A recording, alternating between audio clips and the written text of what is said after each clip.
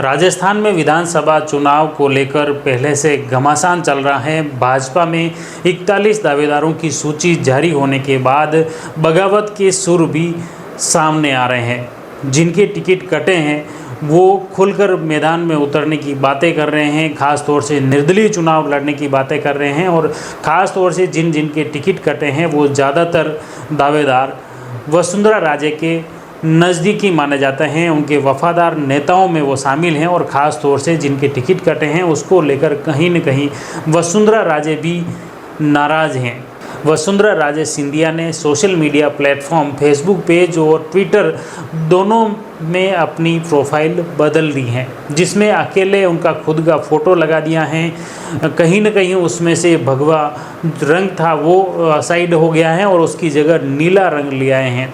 यह भी कहीं न कहीं उनका एक संकेत है कि आला कमान तक उनका कोई न कोई संदेश पहुंचाना चाह रहे हैं। दूसरी तरफ अगर बात करें तो ABP-C वोटर लाइन जो सर्वे हुआ है उसमें मुख्य रूप खास बात है कि राजस्थान में पसंदीदा मुख्यमंत्री की बात उसमें की गई है। मुख्यमंत्री पसंदीदा कौन हो सकता है उसका एक सर्वे हुआ। ABP-C वोटर लाइन सर्वे के तहत ये सवाल था मुख्य रूप से, और उस सवाल के तहत जो निकल कर सामने आया है उसमें सबसे पसंदीदा जो मुख्यमंत्री हैं अशोक गहलोत बताया जा रहा है, जो कांग्रेस से हैं।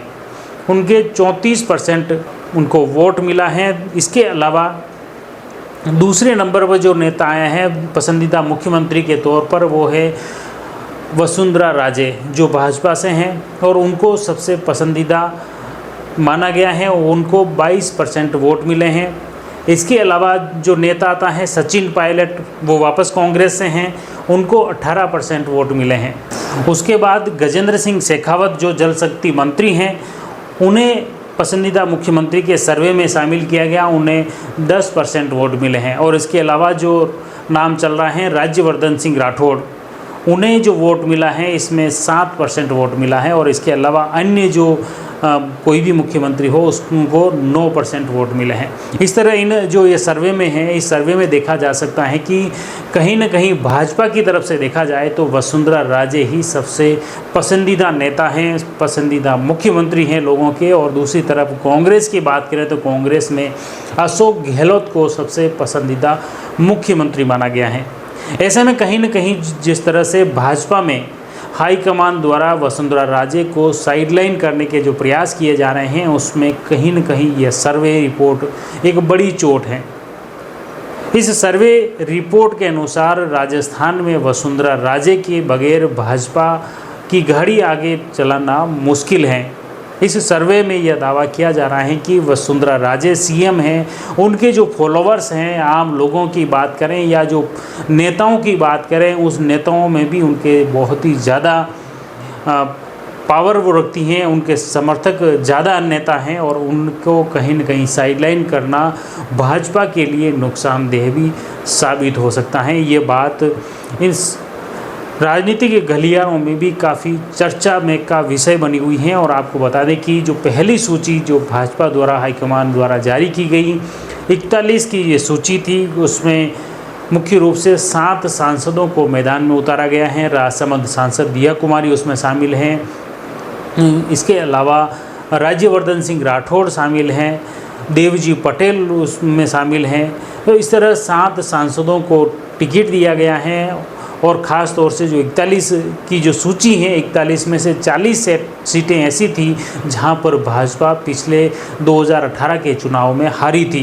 कहीं न कहीं भाजपा में अंतर्कलह भी सामने आ गया है और इसी के तहत कुछ नाराज़ दावेदारों ने खुलकर भाजपा का विरोध भी किया है। और ख़ास तौर से कुछ दावेदारों ने तो निर्दलीय चुनाव की ताल तक ठोक दी है।